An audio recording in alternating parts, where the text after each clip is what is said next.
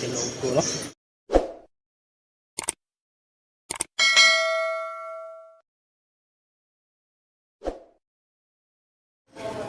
Good day mga kapower.